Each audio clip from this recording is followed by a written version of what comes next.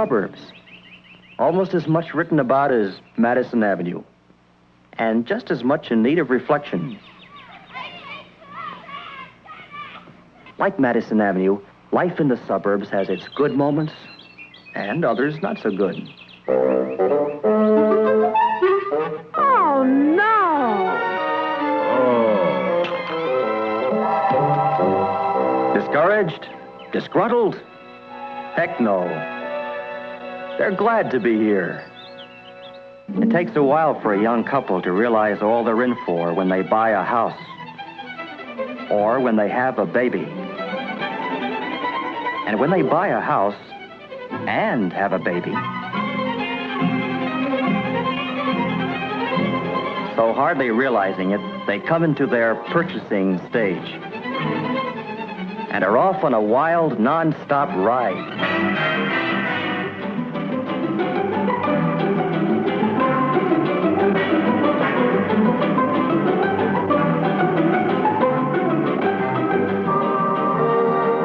It's a happy-go-spending world, reflected in the windows of the suburban shopping centers where they go to buy.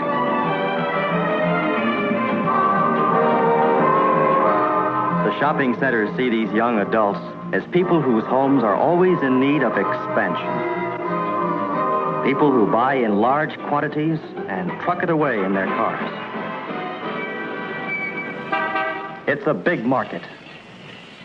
These young adults, shopping with the same determination that led them to the suburbs in the first place, are the goingest part of a nation on wheels, living by the automobile. The first young adults in the age of the push button.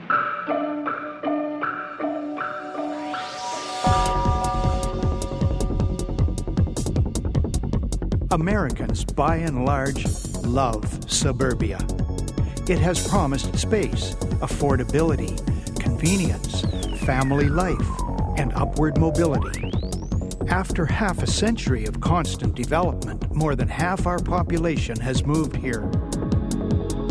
And as the population of suburban sprawl has exploded, so too the suburban way of life has become embedded in the American consciousness. Suburbia and all it promises has become the American dream. But as we enter the 21st century, serious questions are emerging about the sustainability of this way of life. Does the suburban dream have a future?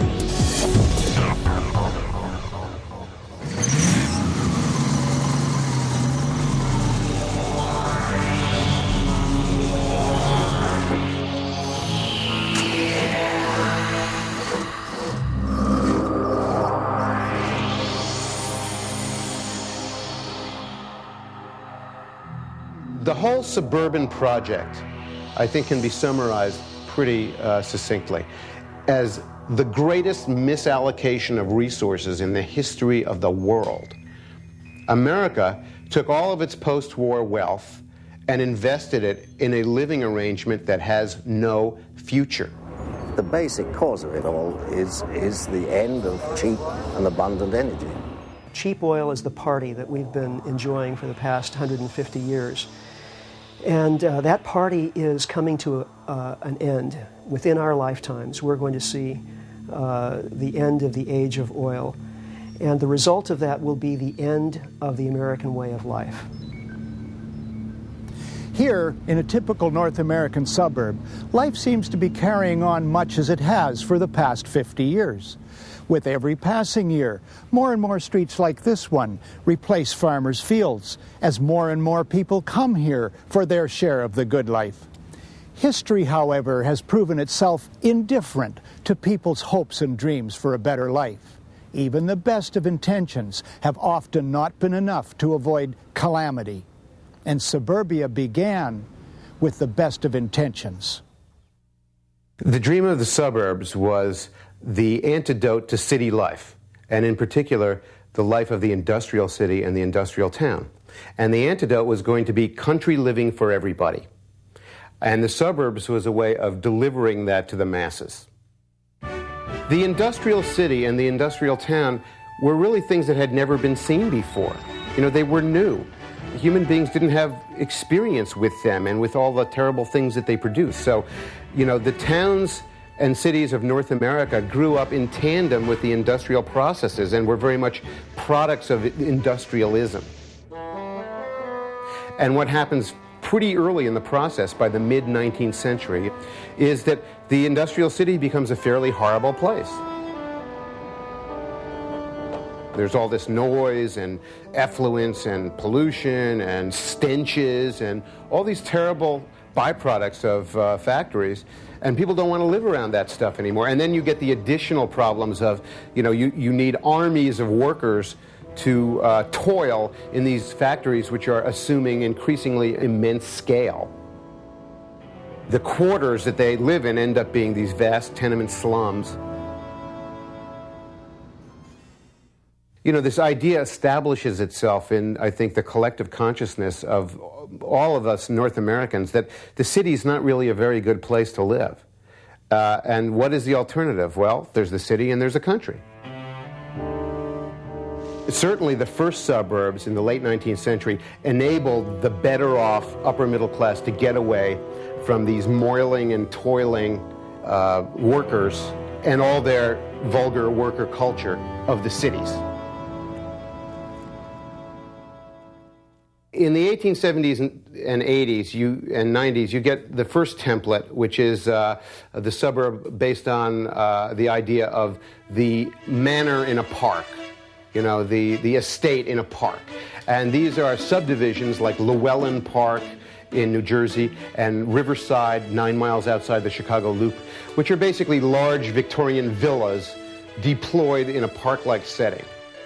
You know, in the beginning, there must have been elements of it that were lovely, because the first people who were moving out there were pretty well off. And they were moving to real countryside. There were no Kmarts in 1897. Then in the late 19th, early 20th century, before World War I, you get something quite different. You get the streetcar suburb, which is based on this idea of the streetcar lines now leaving the city, and these new suburbs, which are still fairly civic in their physical design. And there were these stops, and each one of these stops created a beautiful little main street and smaller, higher density housing, cottages, bungalows nearby, all very walkable in the most traditional sense. And they are some of the most wonderful neighborhoods in America. They're just outside the central cities.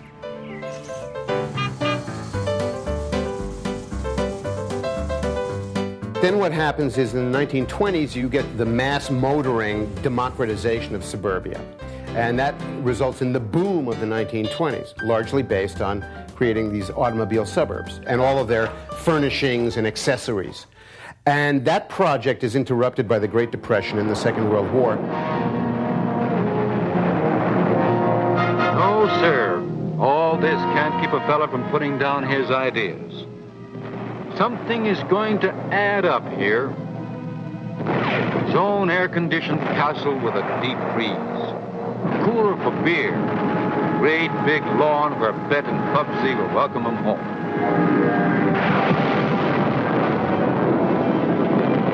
Veterans Emergency Housing Program is launched to help solve the housing emergency in hundreds of cities. The target, 2,700,000 homes and apartments started by the end of 1947. This is the payoff to our soldiers who fought in World War II. You get to come home. You don't have to live in a city anymore. You can live in a brand new home in the suburbs, and you're going to have a wife who can stay at home and a family, and that's the payout. And that became a packaged American dream, but it's only a post-World War II American dream. It's not the true American dream of anybody can make it. Almost overnight, suburbia was born. 500,000 homes sprang up around the country in 1946. Nearly 1 million in 1947. 1 million in 1948. Still more in 1949, 1950. The empty farmlands, the quiet towns and villages surrounding the city found themselves in the midst of a roaring housing boom. You get the real full elaboration of the automobile suburb based on the idea of the cul-de-sac subdivision, and that becomes the template for how we're going to build things. This is the only part of the world at that time where, you know, plumbers and pipe fitters and sheetrock hangers could own their own home. The middle class is going to go basically from the wino level clear up to, you know, the doctors and the dentists. And everybody will be included. You'll find a scene like this in nearly every village, town, and city throughout the country. For in the hopes and dreams of everyone, there's a home they can call their own. Home brings a sense of security to a man. And to every woman, her home means a setting for gracious living. And we'll have the living room right in here. And the kitchen right here so we can see the children playing in the yard. And we have shrubbery, of course, right along in here. And, oh, darling, it's going to be just perfect. One of the things that happens is that suburbia ends up being a false promise. The post-war suburbia is not what it promises to be. It's not country living. It's a cartoon of country living and a cartoon of a house. You know, it has none of the real amenities of country life, no connection with real organic systems of other living things, you know, rivers, forests, fields, agriculture, none of that. You know, you just get a lawn, you know, which is an industrial produced artifact. So it has none of the amenities of country life, and it has none of the amenities of the town. And in fact, it has all the disadvantages of both. You know, all you really have is a 6-lane highway. And so it is that all of us in interdependence live independently on wheels. The idea is that everybody's going to live in a country house. And one of the results of that is that the American cities and towns are absolutely gutted in the period of 1950s, 60s, and 70s. Increasingly, we are seeing large-scale demolition as the first step in building modern cities. Getting needed space in our cities for modern structures is the only way to meet the competitive force of growing suburban strength. Often, the substance of our urban structures is such as to resist the power of the demolition hammer. From now on, we shall be seeing much demolition, the first step in making our cities better places to work, better places to live. It will take great effort and real leadership, but as a people, we can do the jobs. And as we see here the rubble of demolition at the feet of Columbus, let us remember that in many ways the continent is still before us. The American city is decanted into the countryside, and all of its functions soon follow. The shopping, the office, the retail, everything follows. As growing numbers of North Americans moved to the suburbs, one of the challenges facing policymakers was how to get all these people from their homes to their shopping malls, to their workplaces, and their schools, and back again.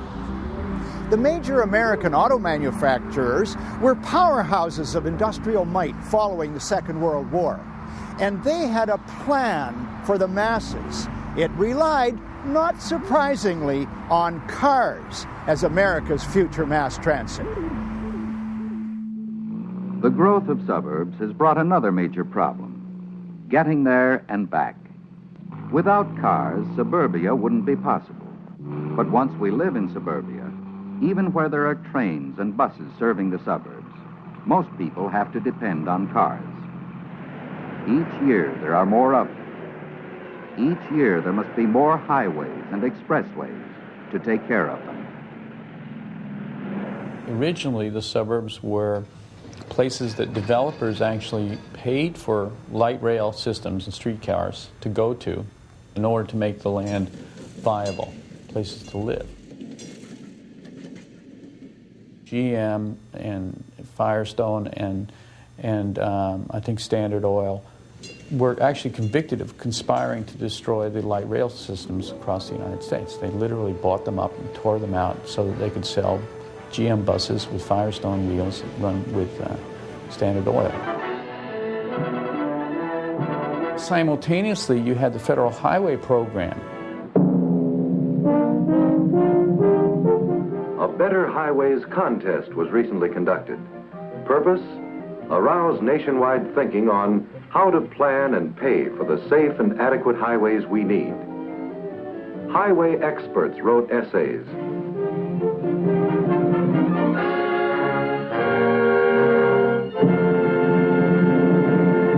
I am privileged to present the winner of the Grand National Award, Robert Moses of New York.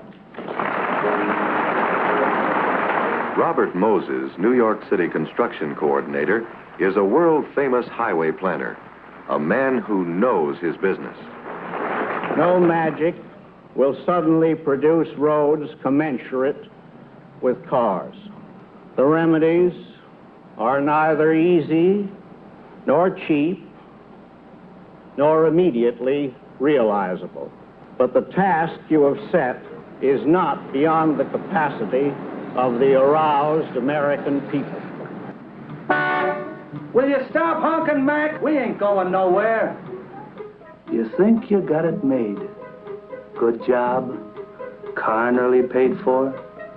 So you get a little home in the suburbs, away from the city smoke, out from the shadows of the factory.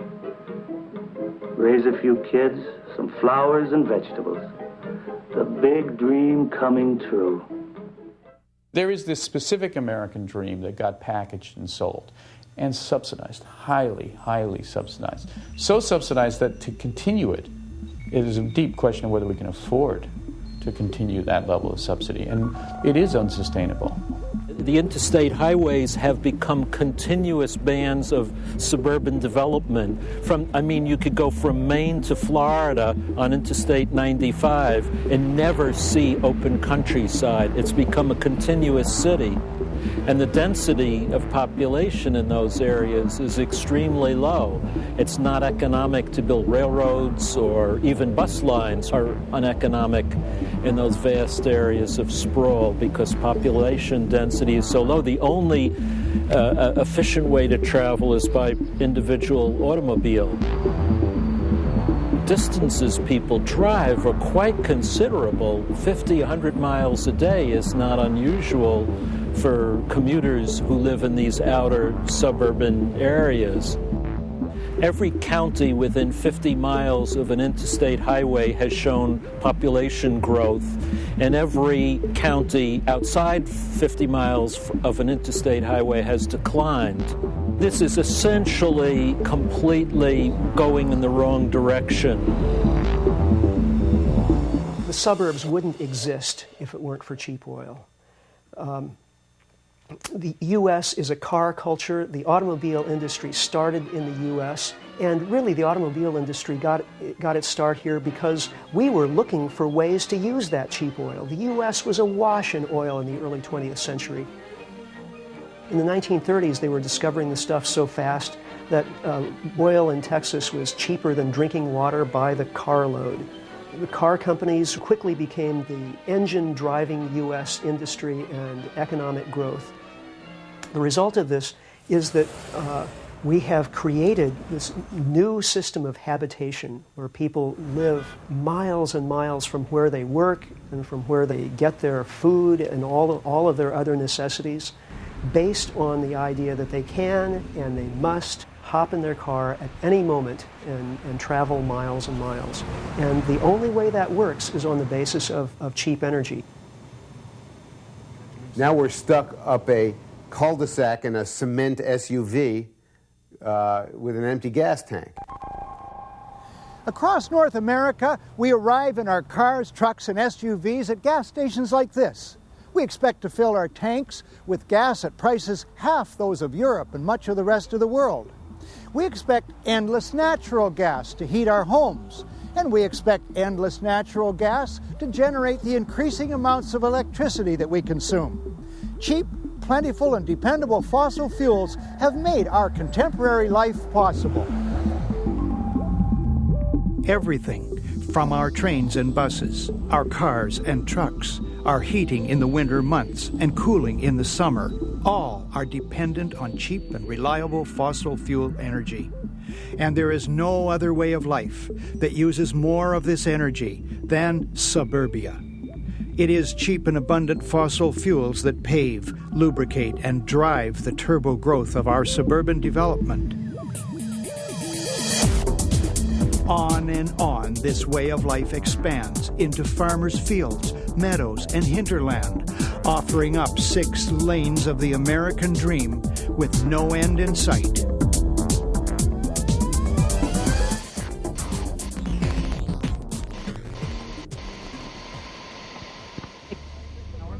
Breaking news. We're getting word now from tons of listeners telling us that the power is out. It appears the entire city is now under a massive power outage. Please stay tuned. Giving us free flashlights and water. In apartment buildings that they need their air conditioning. Huge lineup, about 40 people. The lights are also out in New York City, Pittsburgh, and Detroit. The fire department showed up about 6 o'clock, rescued people from the elevators. Public meetings are canceled, and a big chunk of Ontario. This massive blackout is affecting as many as 50 million people at the moment. No idea This what's can't be happening. It's nuts. I feel like I'm in a depression.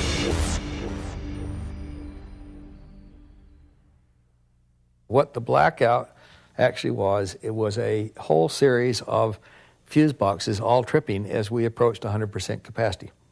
And at the heart of the matter was the fact that we basically had a very mild summer, and on the 14th of August, that was the first day all summer that we were approaching 90-degree temperature at peak, all the way from the eastern shores of Lake Michigan to the Atlantic Ocean, from Toronto, Montreal, Quebec, all the way down to Washington, D.C., Cincinnati, St. Louis. And as we were approaching that, we were clearly getting higher and higher and higher towards the 100% mark because of air conditioning demand. And when are you most vulnerable? You're most vulnerable in peak summer weather between 4 and 5 o'clock in the afternoon. Because A, that's when weather tends to be the hottest, and B, that's when you have all 3 users of electricity online at the same time: industrial, commercial, and residential. So when did the blackout happen? Ironically, 4/13. The question wasn't the event. The question was, why did we ever allow ourselves to get so near peak capacity that it took just a branch or two to end up denying 57 million people light for several days? Everything in society that we cherish ended when the blackout came. And if that wasn't a fire drill for how important energy actually is, I can't imagine it. But you know what? People didn't get it. It wasn't a yellow light. It was a big red light. And I don't think we basically learned a thing from it. Matthew Simmons is the president and CEO of Simmons & Company in Houston, Texas. It's the world's largest energy investment bank. His clients include the World Bank, Kerr McGee, Halliburton, Bechtel. I mean, he handles the biggest of the big. Matt Simmons was incredibly clear and articulate that, look, folks, we backed ourselves into the corner. We have committed to natural gas-fired plants. There's really no other alternative. Coal-fired plants are very polluting. Nuclear is way too expensive, and there's too much opposition. And hydroelectric is all used, so we're stuck with gas. But he said there's not going to be any more generating capacity built. Why? Because there's nothing to power the plants with. And who, he asked, would take a 1% return on investment, for $150 million investment in a power generating station if they know there's nothing to power the plant and no way to generate any revenue from it? We're coming to rely more and more on natural gas for electricity generation, and natural gas is becoming more scarce. Natural gas is no longer able to be extracted out of the ground at the same colossal rate as it has been to satisfy the enormous hunger and growing demand of North America for natural gas. Once anyone that knows what they're talking about comes to the realization that natural gas supplies are in decline, then you immediately have to jump to the next consequence. We have to grow electricity, or we will not grow our economy. Because I don't think there is any serious economist that could argue that our economy could grow by 2 to 3% per year and keep electricity use flat. Economic growth is predicated upon more electricity. Electricity is predicated upon hydrocarbon energy, period. And Matthew Simmons made a very clear statement. He said future growth is not possible. And for a guy from his background to say that was one of the most, that's like the Catholic Church saying the earth is round before Galileo. Normal for us is using immense amounts of electricity and oil to transport ourselves around. Normal is living in suburbs. Normal is consuming like there's no tomorrow. At some point, we will discover that this normal way of life has come to an end. The 2003 blackout that denied power to 57 million people has been officially blamed on a falling branch and faulty transmission lines. Matthew Simmons believes that deeper causes exist, that North America is reaching the limits of its generating capacity due to short-sighted energy planning and political hubris. The future of electricity generation in America is being committed to a resource now in decline in America, natural gas. If it is conceivable that such gross mismanagement is leading us into an energy crisis, if it is possible that our policymakers and specialists have made such an historic mistake, what other mistakes might they have made? What have we not been told about the future of oil? Most people, when they think about oil, think of when we're going to run out. And really that's the wrong question to ask, because oil in the earth is not like oil, gasoline in the gas tank of your car. When your car runs out of gas, then you know there's a problem. But it doesn't run out until you get to the last drops. But with oil in the earth, it's a very different situation. We can't just pump oil out of the earth at any arbitrary rate. All oil production, whether it's in one oil field or one country or the planet as a whole, always follows a bell curve. When you drill your first well, if the oil's close to the surface under pressure, you get a gusher. You drill more wells, the pressure goes down, the table goes down. But also you're pumping out the light sweet oil, which has risen to the top. The heavier, more expensive oil to refine, the harder to get oil, is obviously way down deep. And you have to start pumping in water or carbon dioxide or natural gas if you've got some around, and to start forcing the oil out, just as is happening in Saudi Arabia. So what you get is this curve. It starts, pulls up quite quickly, you get more and more and more out, then you reach this peak or plateau. When you get to about the halfway point, the rate that you can extract the resource peaks. And after that point, no matter how much effort you put into it, you can't continue extracting the resource at the same rate. The rate of extraction peaks and begins to fall. We're sort of in the middle right now. We're right at the peak. We're at the point where the world is producing the most oil it will ever produce. And we are going to enter the arc of decline very shortly, if not already. It's a little bit unclear whether or not we've actually already entered it. It's one of these phenomena that you only can say that with phenomenal. Yes, we are sure when you look back in a rearview mirror and say, gosh, obviously we peaked, but usually by the time it's clear, it's so far in the past that you're well into a totally different era. And once it goes into that decline, it's a permanent kind of a decline. It might be a bumpy decline, and then you've got yourself a gap between what you want to use and what the supply is. Peaking means categorically that you no longer grow. The effect of crossing over the peak means, in essence, that every barrel of oil that you produce from that moment on will be more expensive. It will require more energy to get out of the ground, and it'll be a lesser quality of oil.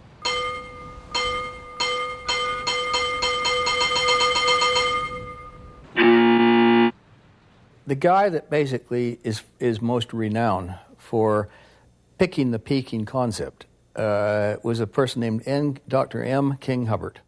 M. King Hubbert was probably the most famous and influential geologist of the 20th century.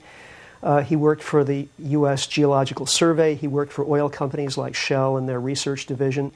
In 1956, at some industry convention, he made a startling speech and put up a bunch of graphs that basically said from all of his calculations, sometime in the early 1970s, the United States of America would peak as an oil province.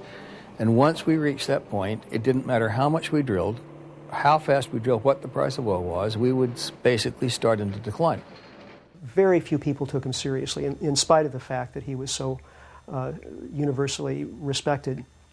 Of course, U.S. oil production did in fact peak in 1970-71. And as a result of that, a few more people started to take him seriously. If you go back and you read the U.S. petroleum history, one of the most incredible ironies, in my opinion, is that in 1970, Dr. Hubbert's reputation was in shambles, and the thing that his critics just said in glee, in print all the time, was, remember that old guy that said we were going to run out of oil in the early 70s? Look, the United States has never produced more than this year, the year we peaked. It seemed to take the better part of a decade or more before the oil experts in the United States looked back and said, isn't this interesting? We've clearly peaked. He went on to predict a global oil production peak for the mid-1990s, which probably would have been accurate if it hadn't been for the oil shocks of the 1970s, which drove oil prices so high that they destroyed demand. And as a result of that, oil production actually decreased for the first time in history during the early 1970s. And this had the effect of delaying the global oil production peak for probably 10 or 15 years. The only scientists that seem to have taken this really seriously are the old-timers, whereas the young guys are mesmerized by the technology. We created a generation and a half of Nintendo geologists that sit at their workstation and basically move around images until I say, wow, look at that bright spot. The books on oil have been as cooked as the books at Enron. In the late 1980s, virtually all of the Arab oil countries reported extraordinary reserve increases of something like 50 to 100% just within a year or two. And this wasn't related to any huge new discoveries. It was mostly political, because OPEC was contemplating new rules at the time that would say that a country could expand its rate of production in oil sales commensurate to its reserves. So there was this incentive to report increased reserves in order to increase market share. But the evidence that that oil that has been reported as reserves is actually there is very flimsy. So we don't actually know how much oil is in Saudi Arabia or Iraq, for that matter. Is there 115 billion barrels of oil in Iraq, as is noted in the press again and again?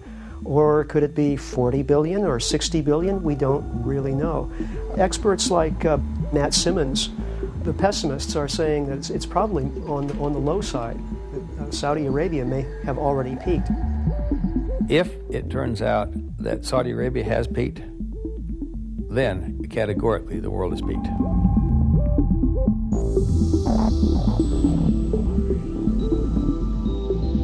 The debate over the peaking of oil on the planet has begun. And for the scientists involved, it is not so much a question of if or how, but when.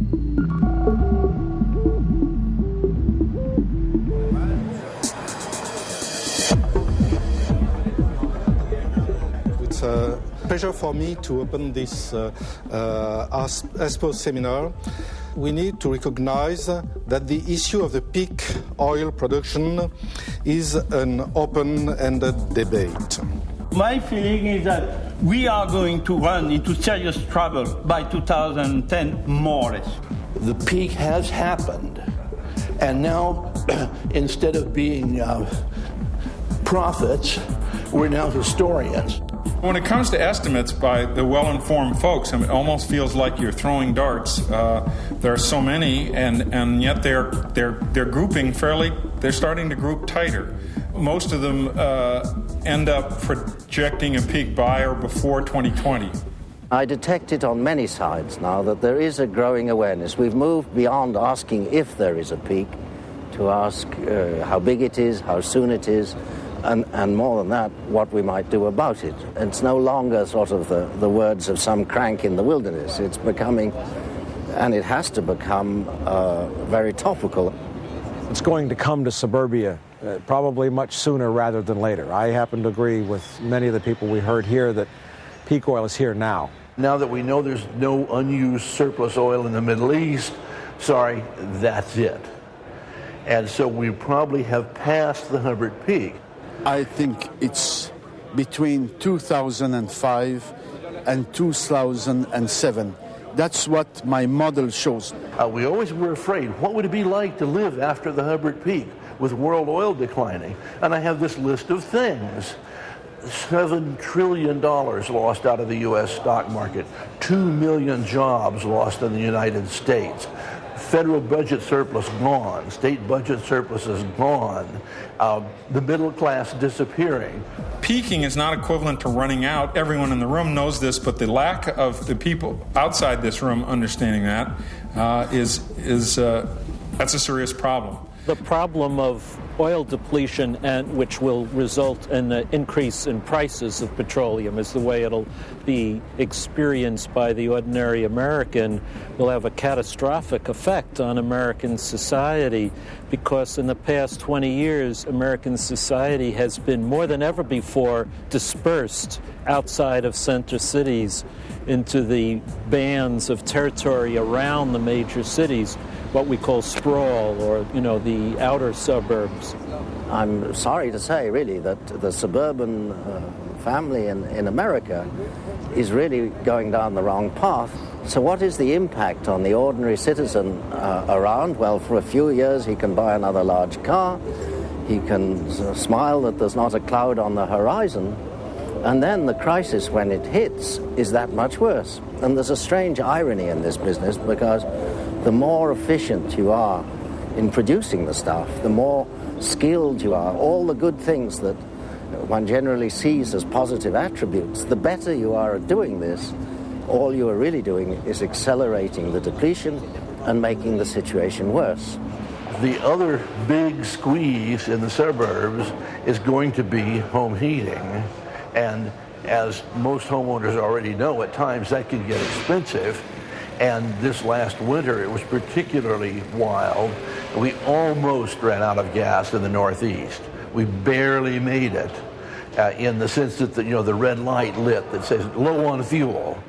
The United States is reliant for only 15% of its natural gas from Canada. Conversely, the people in the United States are clueless about the fact that that very same 15% is over half of Canada's production. If people in the United States think that that relationship can go on forever, given that natural gas production has just peaked in North America, they're crazy. And we need to adjust in the natural gas realm more rapidly, more aggressively than we do in the oil realm. There are absolutely no quick solutions. Zero. God does set his own limits. I believe that he likes to test humankind from time to time. And I think the test is going to come very, very soon. The end of cheap oil and gas is coming, but we have all come to take for granted their benefits. Our affluence in North America, our new cars, our suburban lifestyles, all this is dependent on an abundance of cheap oil and gas. What will be the consequences as fossil fuels become more scarce and more expensive?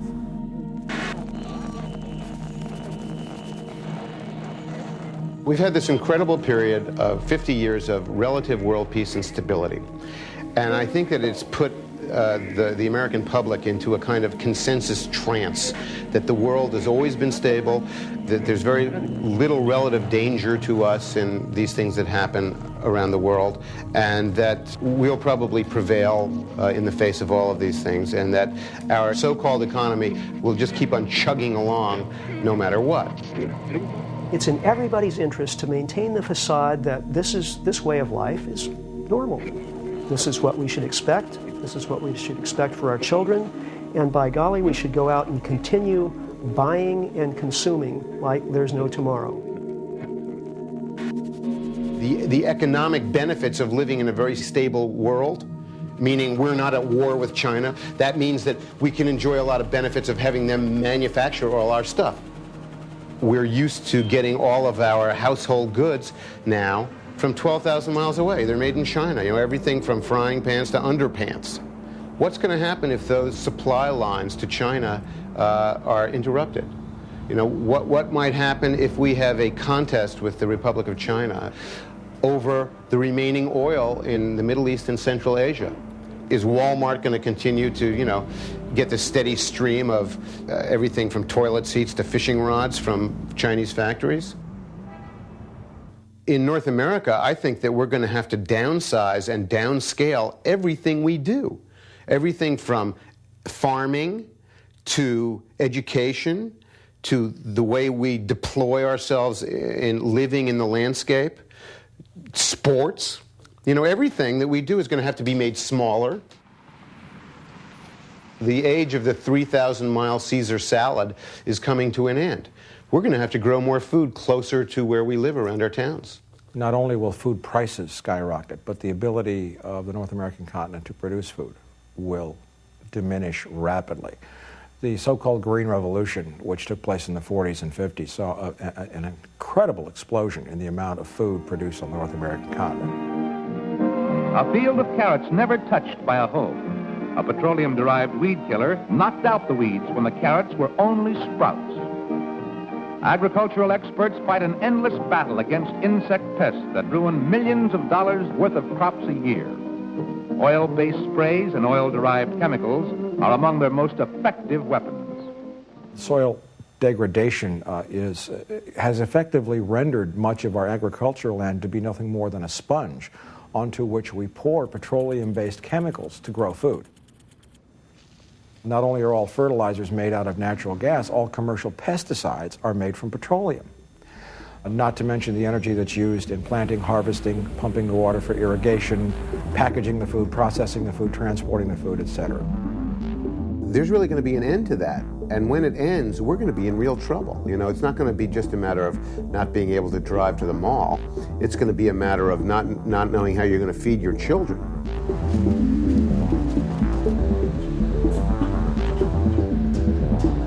In the U.S. and North America, we consume 10 calories of hydrocarbon energy for every calorie of food we eat, not counting transportation and cooking.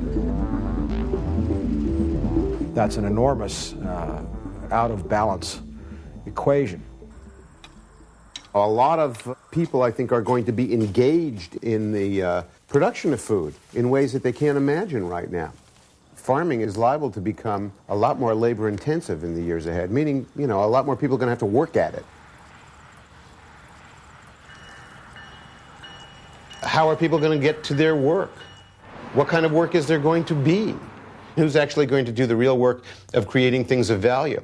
Especially when we can't get toilet seats from China anymore. We're going to have to reorganize local and regional networks of economic interdependency, in which local people produce things, sell things, move things around on a much smaller and more local scale. In the United States, we have a railroad system that the Bulgarians would be ashamed of. You know, we desperately are going to need railroad transport for moving people around, for moving goods around. And we don't have that. What we do have is a trucking system which is probably going to become increasingly dysfunctional, especially as the expense mounts of maintaining the tremendous interstate highway system, which costs so much money every year to maintain at what the engineers call a high level of service, which means that the trucks that are delivering things from the Central Valley of California to Toronto don't break their axles while they're bringing those Caesar salads to Toronto. Once you have a certain number of trucks that are breaking their axles in that 3,000-mile journey, that's the end of transcontinental trucking, which also implies that's the end of certain economic relationships that we've gotten used to. The Walmarts of North America have very efficiently and effectively destroyed almost every local and regional network of economic commercial interdependency, and those networks are going to have to be rebuilt. We're going to have to learn how to do retail again on the local level, and we're not prepared for that, and it's a tremendous, awesome project.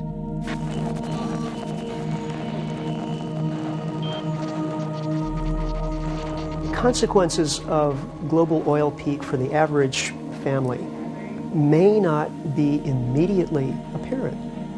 Because energy prices and the economy are so closely intertwined, that would probably result in an economic recession.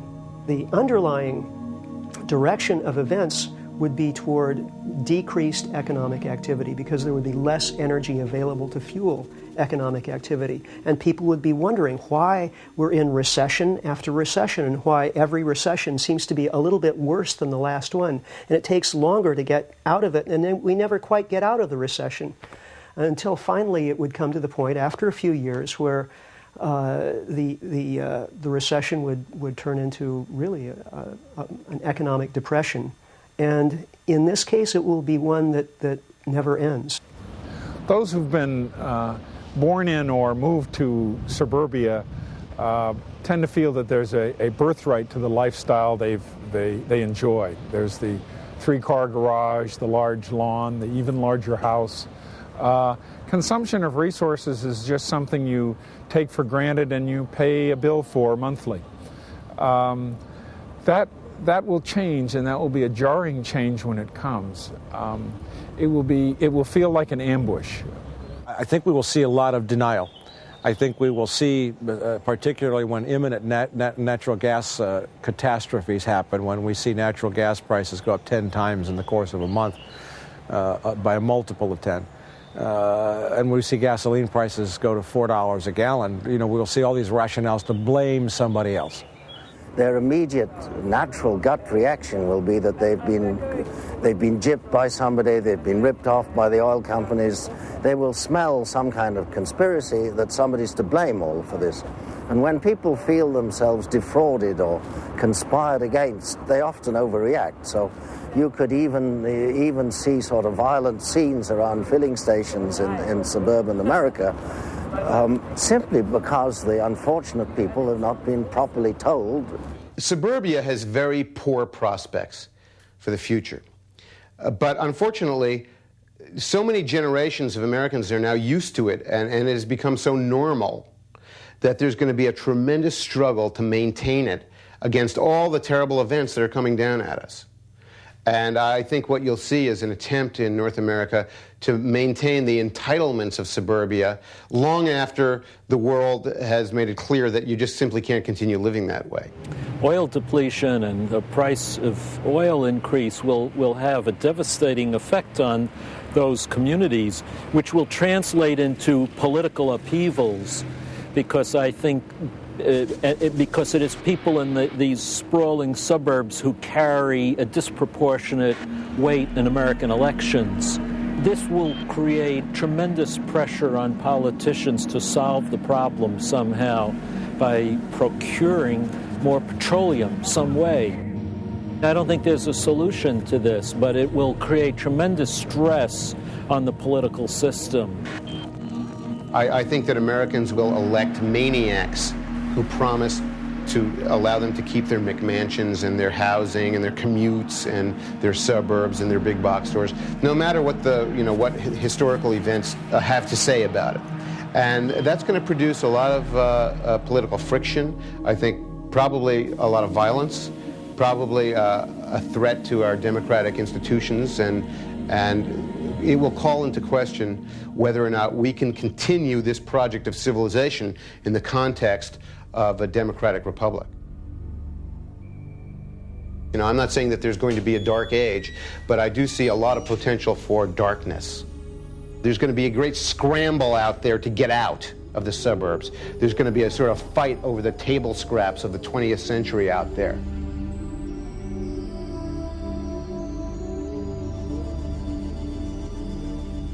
I use the term clusterfuck to describe what we're heading into. I think that the suburban destiny is a pretty hopeless situation. And I think it's going to be a big mess. It's going to be a political, economic, and social shitstorm. And we're not prepared for it. And, I use that term because it shocks people. But I use it because I think people need to be shocked into the awareness that we got to start preparing for a real problem. I think there's a great deal of natural resistance at the political level to trying to communicate anything to consumers, voters, about a need to change lifestyles.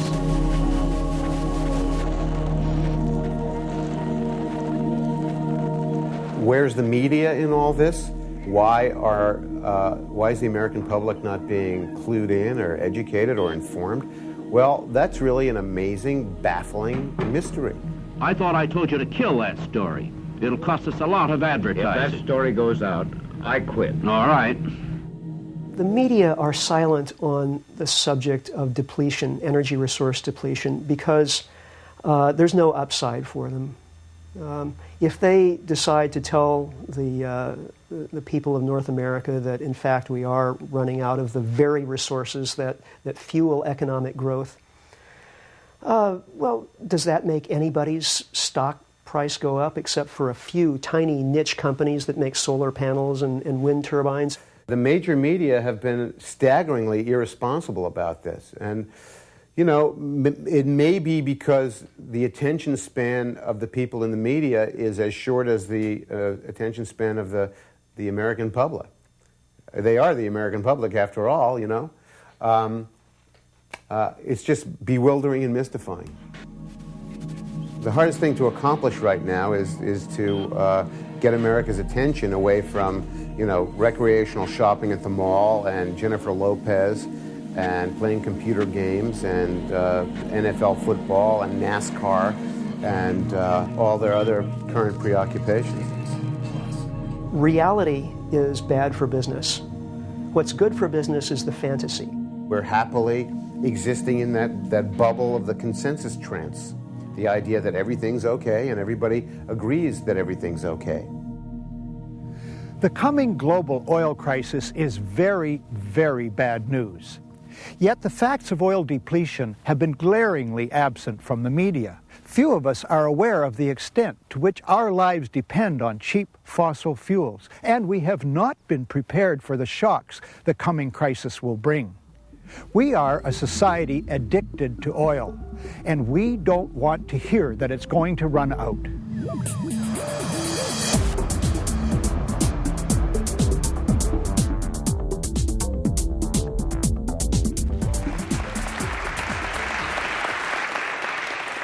The title of tonight's presentation is America Running Out of Gas?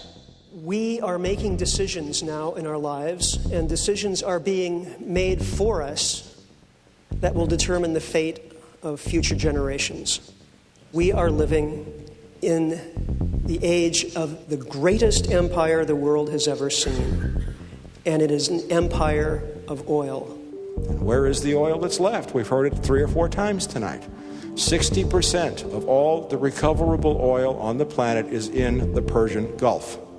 And so comes the Carter Doctrine in 1979, which says that the oil in the Middle East is of strategic importance to the U.S., and we will use our military to defend our access to it. The world is already in a position where we are not fighting over major oil reserves, we're fighting over scraps. Enter the neocons. They have a plan. It's a plan, in fact, for world domination. They make no secret out of it. You can read it in the documents widely available on the internet, including from their own websites, the Project for the New American Century. The domination of the world will first require the domination of the planet's dwindling energy resources. Iraq was intended as the opening act in a general reshaping of the Middle East and Central Asia. We've been told by our president and vice president to expect war for the remainder of our lifetimes. The U.S. would not be in Iraq if that country didn't have oil. The only interest of the U.S. in the Middle East is oil. Certainly from a military standpoint, we are witnessing a sequential war to control the last remaining oil reserves on the planet. That's the war that will not end in our lifetimes. I think this war in Iraq was really what stimulated everybody's interest in this subject. Ironically, it did a bit of good, you could say, in that regard, because people would say, why the hell would you want to invade Iraq unless it had a critical role in oil? And it's now evident these weapons of mass destruction don't exist and never did exist, so there has to be some other reason. The United States must deny any possible competitor on the world stage from controlling the resources. Afghanistan and Iraq are the two opening engagements in what are bound to be a long series of wars and international contests over the remaining oil in the world. And over 60% of that oil is located in places where people don't like us very much. What we're doing now is that, we're expending a lot of money and energy in the direction of securing those overseas oil supplies. Can we control the pipelines and the wellheads and the refineries? I doubt it. All it takes is 5 pounds of plastic explosive and a camel to put down an oil refinery. We're spending $50 billion a year in other countries in the Middle East, Saudi Arabia, Qatar, and so on, already, and then add to that tens of billions of dollars for Iraq. This starts to add up. This is having a tremendous drag effect on the U.S. economy, resulting in increasing government debt, both domestic and foreign debt. Then, of course, there's the cost in human life. Americans coming home in body bags. Then there's the cost in American civil liberties. The American people are not going to sit back and watch this foreign policy of occupation and invasion continue indefinitely. And so there's going to be more and more dissent. So how is the government going to deal with dissent? Well, already we see there have been laws put in place like the U.S. Patriot Act, so-called, which significantly erode constitutional protections for freedom of speech and assembly and privacy. Are these going to be used against average Americans who simply decide to voice their disgust with U.S. foreign policy? I think that's entirely likely. You will see a lot more global conflict. You will see a draft reinstituted in the U.S., and you will see lots of protests. You'll see lots of young men and women dying overseas in conflict. This is the infinite war. As this game of musical chairs unfolds across the planet, the Department of Defense put out the notice asking for volunteers to serve on selective service draft boards.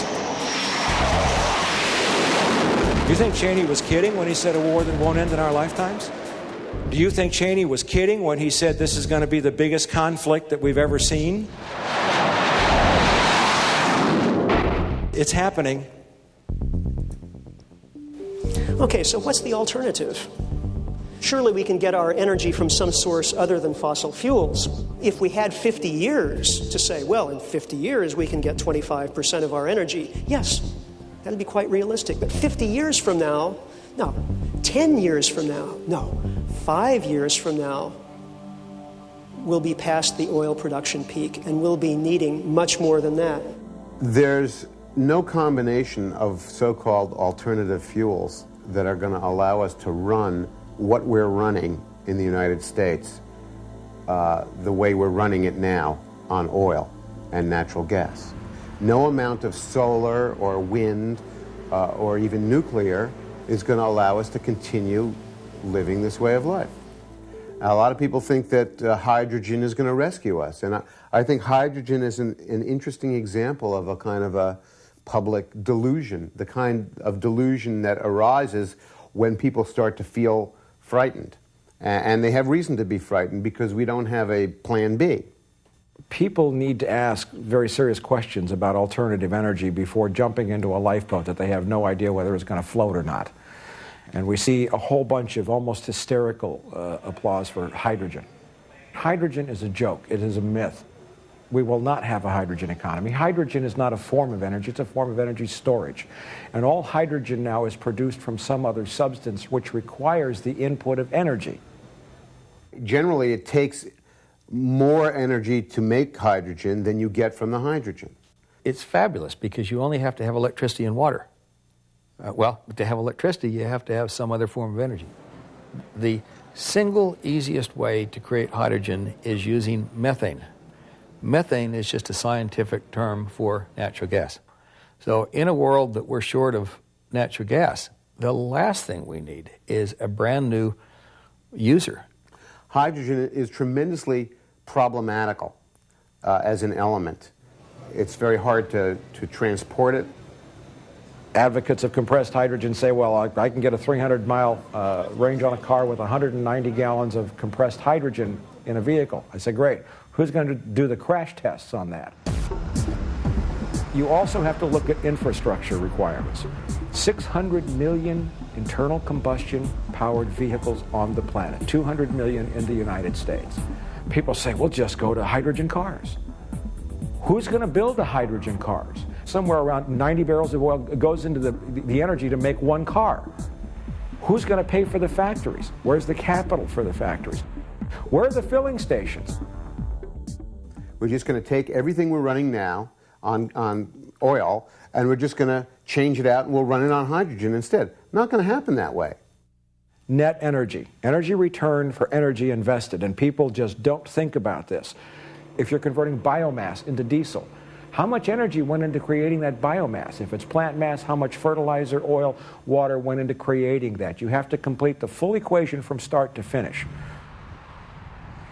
Ethanol is a net energy loser. It takes more gasoline to create and fertilize the corn and to convert it to alcohol than you get from burning it. It's mathematically and agriculturally impossible. There isn't enough land to do it. Even if we were happy, as we unfortunately are, to turn it over entirely to corn ethanol, we then probably wouldn't have much, possibly no land left for growing our food. And as you think these problems through, as we've been doing it from the wilderness, you see that there is nothing, there is no combination of anything that will allow planet Earth to continue consuming the way it does and go on our merry way. There are no easy or quick fixes for our oil dependency. There are no affordable, scalable alternatives. Yet the political will to address oil depletion does not yet exist. We do have one surplus, and that is a surplus of ideas about how to meet the challenges of living with less oil. Some of those ideas are coming from a movement called New Urbanism. It advocates, quite simply, a return to more traditional, walkable communities. The New Urbanism was a reform movement in town planning and civic design and architecture that started in the late 80s among a group of young architects and planners who realized that we were reaching a dead end with the suburbanization of America, and they sort of looked back on history and the way human beings had done things in the past, and they concluded that there was a great deal of benefit for us in relearning the principles of town planning that had been thrown in the garbage since World War II by the traffic engineers and all the people who have been putting together our everyday world. Ironically, New Urbanists have been now criticized heavily for being historicist and back to the future and all the rest of that, and I don't think that's at all the case. I mean, you have to pick up the threads of culture and history and carry them forward, but carrying them forward is the challenge of New Urbanism. That's the new in New Urbanism. First, we have to just revive the idea that the town and the neighborhood and the city can be a wonderful place. And I think the New Urbanists have been very successful in beginning that process. Traditional American town and the great American city were fabulous forms of urbanism. Even though we stole a lot of European architecture, the ultimate form, the classic American grid, both at the city scale and at the village scale, was pretty unique. It's just trashy, the kind of environments that we're creating. When we compare them to what we used to build, it's tragic. The marketing of contemporary suburbia has just become so abstract. You know, it's a dirty secret that none of these places are real places. They're not real communities that have any kind of social networks or economic networks. They're just dormitories on cul-de-sacs. So the marketing of them is strictly, abstract and sentimental, really. The housing developments are always named after the things they destroy. So if it's called Quail Run, it means the quails have all been exterminated. If it's Oak Ridge, it means there's no oaks left. even people who live in suburbia find it rather easy to ridicule it. So that tells you something about, what the real deep basic awareness is of its shortcomings. It really hasn't delivered what it promised. It's not really real country living. It's kind of a mockery of the idea of country living. Everybody votes against sprawl. They hate strips and subdivisions and all the rest of the garbage that we build. And they love their historic main streets and older neighborhoods that are more diverse and more human scale. The cultural inertia is tremendous. The home builders have certain ways of delivering their product in a cul-de-sac subdivision of McHouses. And they're used to it. They know exactly how to do it. It's still working for them, and they don't want to change.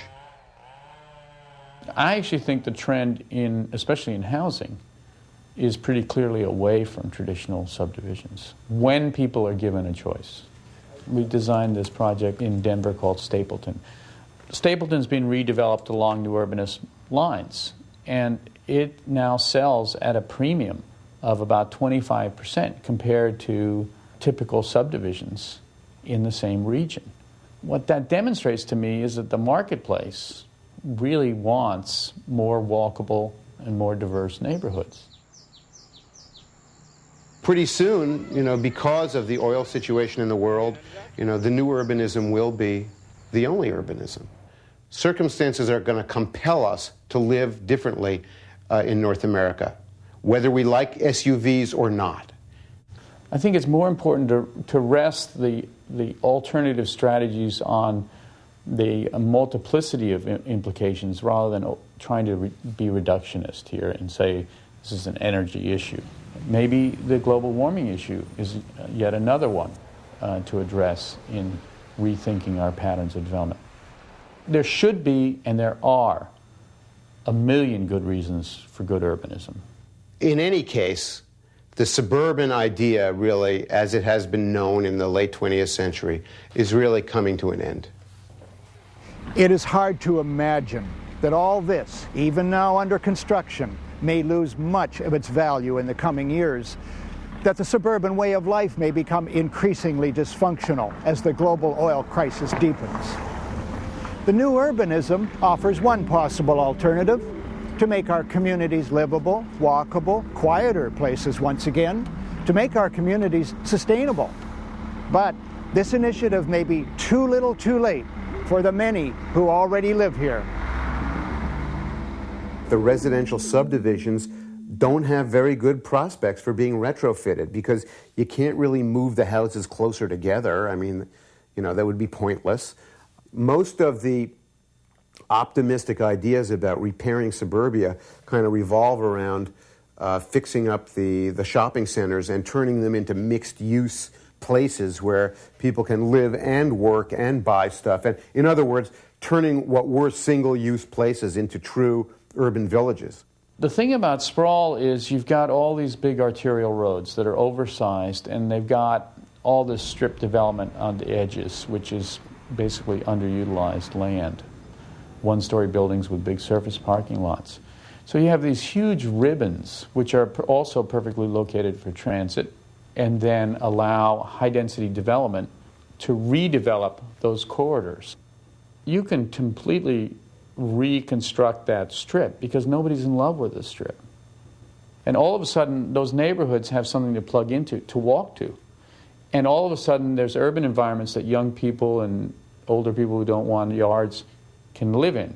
I myself am a little pessimistic about the kind of resources that we're going to have available to do that. We're actually now leaving behind this tremendously affluent period when we had all this great wealth. We're now entering a period when we're going to just have less money and less ability to invest in the future. So I think that what we're going to see is a lot more kind of provisional, impromptu kind of behavior. People sort of making do the best they can with the remnants of what remains. First-ring suburbs are already becoming the ghettos. They don't have the underlying beauty and structure of our historic cities and towns to kind of rebuild on. So they become quite a challenging situation. But I don't think that's something that might happen. It's something that is happening. The suburbs that were really built after the 1960s, the ones that are really past the inner rings, are going to become pretty deeply dysfunctional. We may see, more than one family living in a McMansion, and we may see them growing crops on what used to be the front lawn. But I think that they'll basically be the slums of the future. I think we're going to see a meltdown in the value of this living arrangement that we've created in North America.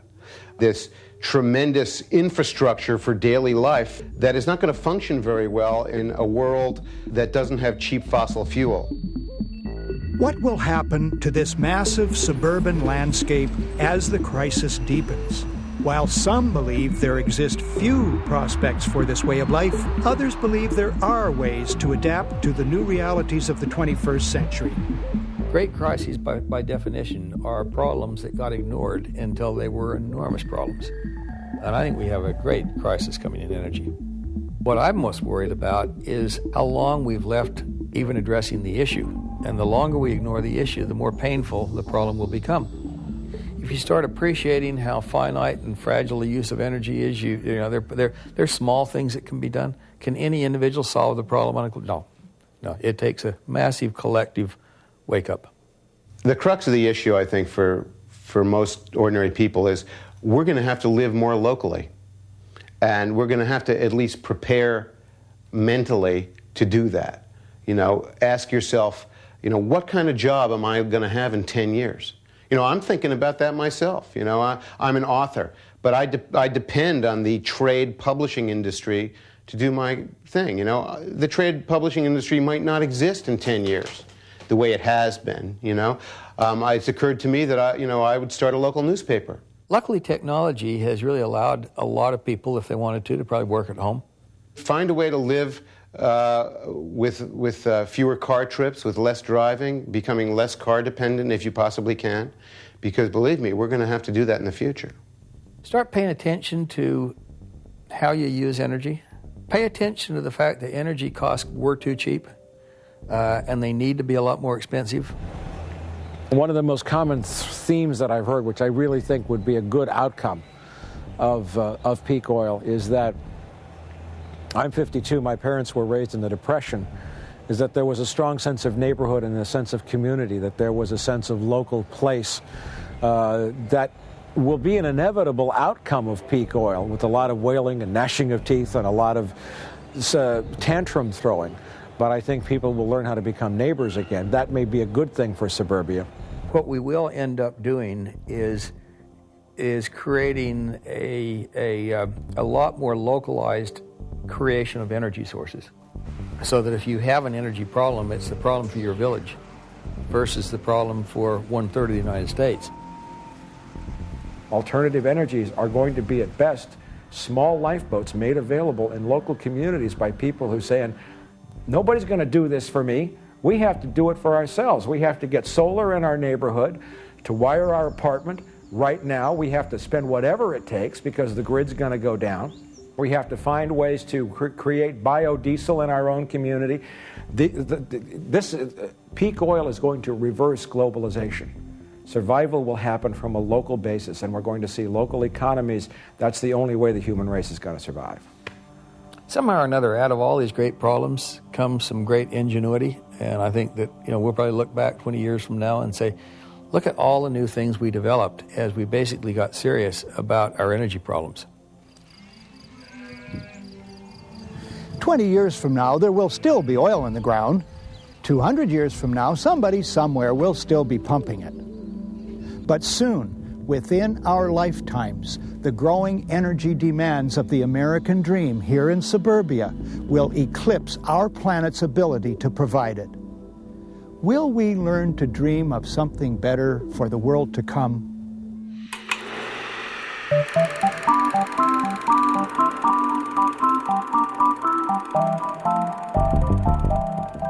Suburbia started out as this impulse to flee from the city, and it was a pretty successful thing for what it was during the time that we were able to do it, namely the oil age.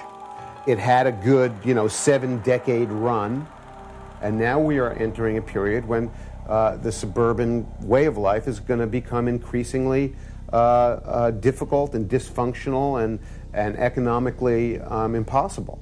2 or 3 centuries from now, people will be looking back and formulating myths about the way people lived back then in that. Whether they'll look at it as a lost golden age or an age of horrors and insanity, I'm not sure. I think it may be the latter. They'll look back on us and they'll say, my God, who were those people? How could they be so stupid? Irony was the ethos of the late 20th century. But as we move into the 21st century, we're going to discover that irony is a luxury we can't afford anymore. This stuff isn't just funny. Our lives are going to depend on whether we have an environment that's worth living in and that can actually support the project of civilization. We're not just going to be able to sit back and make fun of it anymore and enjoy it ironically. That part of our history is over. It's time to get serious. But right now, you can ride along with the happy go spending, buy it now, young adults of today.